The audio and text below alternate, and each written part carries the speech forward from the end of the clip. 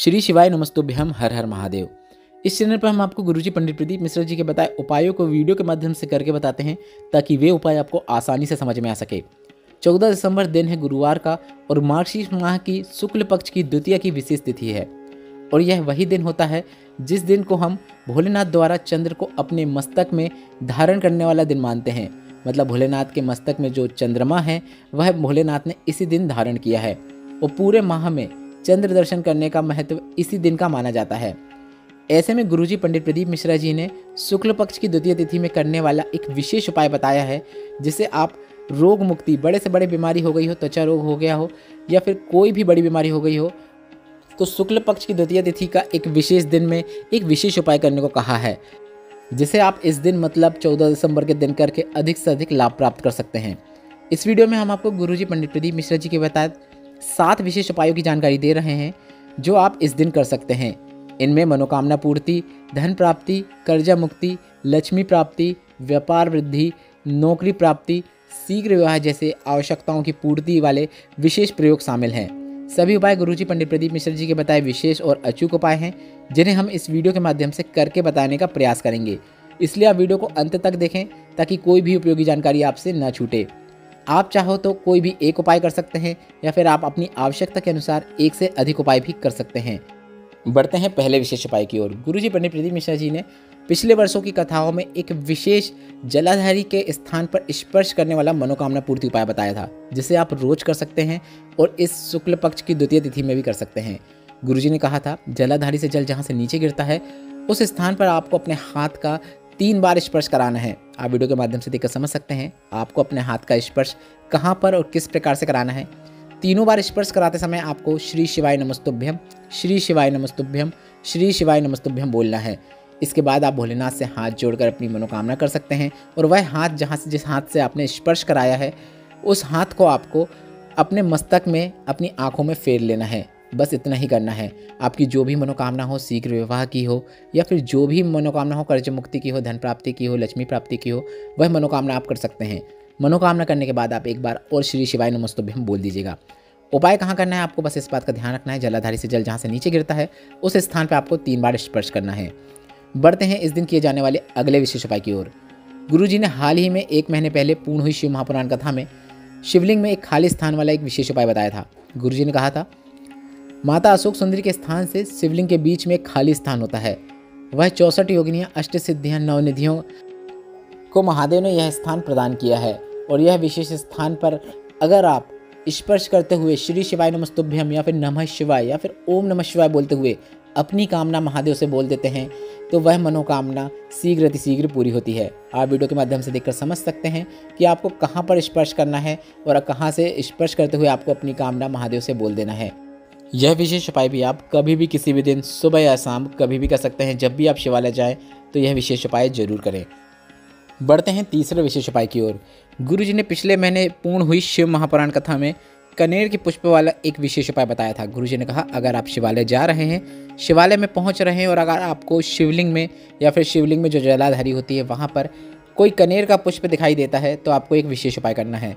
यह उपाय आप अटके हुए कार्यों को पूर्ण करने के लिए, जीवन से दुख, दर्द, तकलीफ और परेशानियों को दूर करने के लिए, मनोकामना पूर्ति के लिए कर सकते हैं।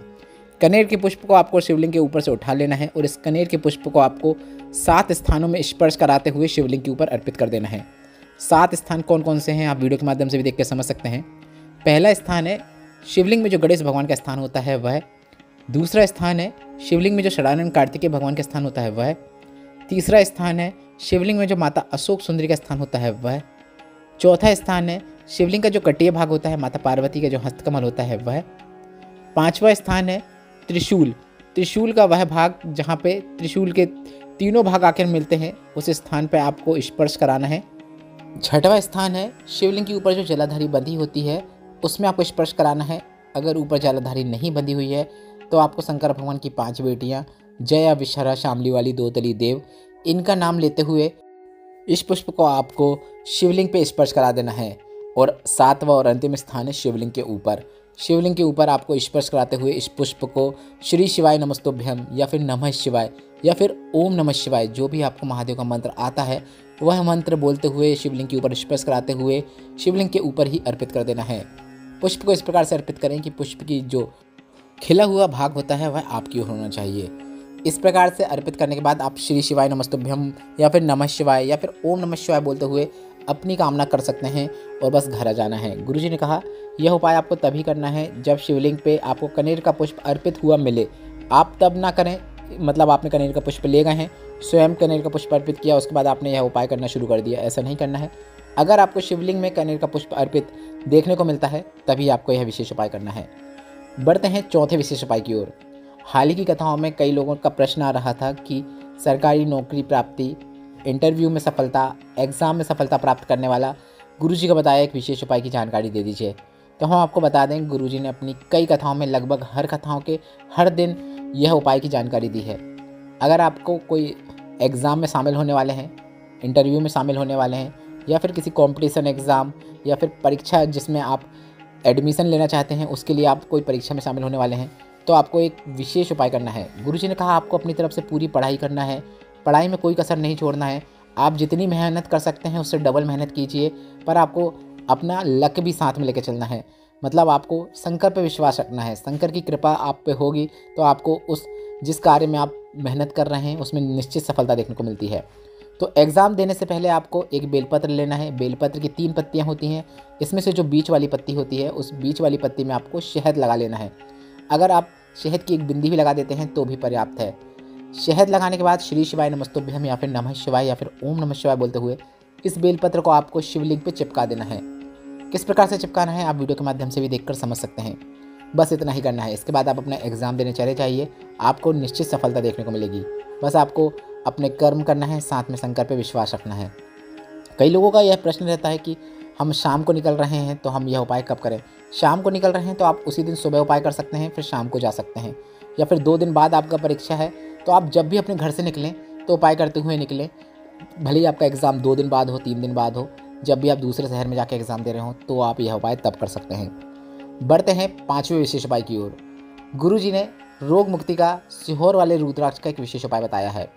गुरुजी ने कई कथाओं में इस उपाय को पत्र के माध्यम से बताया है, जिसमें यह सुनने को मिलता है कि हमने सीहोर को धाम का रुद्राक्ष लाकर उस रुद्राक्ष को रात में एक कलश में जल में डालकर, कलश में जल भरकर उसमें रुद्राक्ष डाल दिया। अगली सुबह हमने रुद्राक्ष को निकाल लिया और वह जल हमने शिवलिंग पे अर्पित कर दिया। यह भी सुनने को मिलता है। तो आप इस प्रकार से भी उपाय कर सकते हैं, या फिर आप इस प्रकार से भी उपाय कर सकते हैं। अगर आप सुबह जल चढ़ाने जा रहे हैं तो सुबह आप जब स्नान कर लेंगे 7 बजे, और यदि आप 9 बजे जा रहे हैं तो आप लगभग 2 घंटे तक रुद्राक्ष को उस कलश में डाल दें। इसके बाद 2 घंटे बाद उस रुद्राक्ष को कलश के अंदर से निकाल दें। इसके बाद वह जल आप शिवलिंग पर जाकर अर्पित कर सकते हैं। जल अर्पित करते समय आपको कुंदकेश्वर महादेव का नाम स्मरण करना है। और गुरुजी ने कहा है कि कुंदकेश्वर महादेव का नाम स्मरण करते हुए ही आपको दवाइयों का भी सेवन करना चाहिए।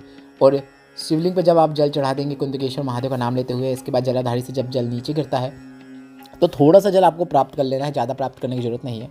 और उस जल का आचमन 3 बार करके आपको सुबह कर लेना है। इस प्रकार से आचमन करते समय भी आप कुंदकेश्वर महादेव का नाम स्मरण जरूर कीजिएगा। हम रुद्राक्ष को ज़्यादा देर तक इसलिए गलाने को मना कर रहे हैं क्योंकि रुद्राक्ष खराब भी हो सकता है, इसलिए आप रुद्राक्ष को ज़्यादा देर तक पानी में ना गलाएं। 2 घंटा 1 घंटा काफ़ी है। बढ़ते हैं 6वें विशेष उपाय की ओर।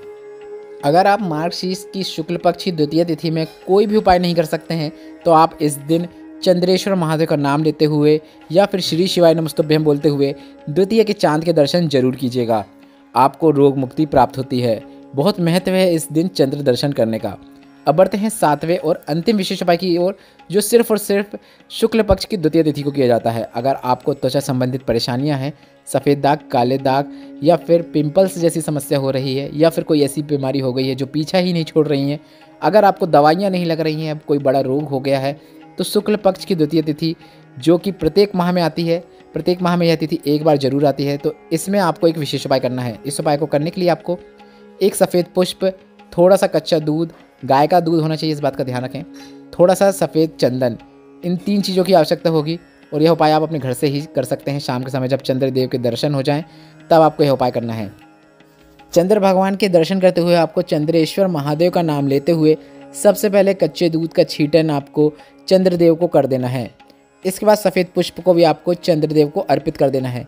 ऐसा सामने की ओर छोड़ देंगे तो भी चलेगा। पुष्प छोड़ने के बाद वह ज़मीन में गिर जाएगा तो उस पुष्प को उठा के आप अपने ही घर के कोई गमले में डाल सकते हैं। इसके बाद आपको सफ़ेद चंदन का छीटन भी चंद्रदेव को कर देना है, बस इतना ही करना होता है। इसके बाद जो दूध का आपने छीटन किया था भगवान को, उस कटोरी का ही थोड़ा सा दूध है, उसी का थोड़ा सा भाग आपको छीटन अपने ऊपर कर लेना है, अपने तन में कर लेना है। सफ़ेद चंदन भी आपको अपने शरीर में लगा लेना है, जहाँ पे समस्या हो वहाँ पे भी लगा सकते हैं। कितना ही बड़ा रोग क्यों ना हो गया हो, कितनी ही बड़ी बीमारी क्यों ना हो गई हो, तो यह विशेष उपाय इस विशेष दिन करने से स्वयं महादेव चंद्र पे शुक्ल पक्ष की द्वितीय तिथि में सवार होकर विराजमान होकर भोलेनाथ अपने भक्त को रोग मुक्ति प्रदान करते हैं। तो यह विशेष उपाय है जिसे आप प्रत्येक माह की शुक्ल पक्ष की द्वितीय तिथि को कर सकते हैं। इस वीडियो में बताए गए उपाय से संबंधित अगर अभी भी आपके मन में प्रश्न है तो वह प्रश्न कमेंट बॉक्स के जरिए पूछ सकते हैं। मेरे द्वारा दी गई जानकारी अगर आपको थोड़ी सी भी उपयोगी लगी हो तो इस वीडियो को लाइक करके कमेंट बॉक्स में हर हर महादेव जरूर टाइप कीजिएगा। श्री शिवाय नमस्तुभ्यम। हर हर महादेव।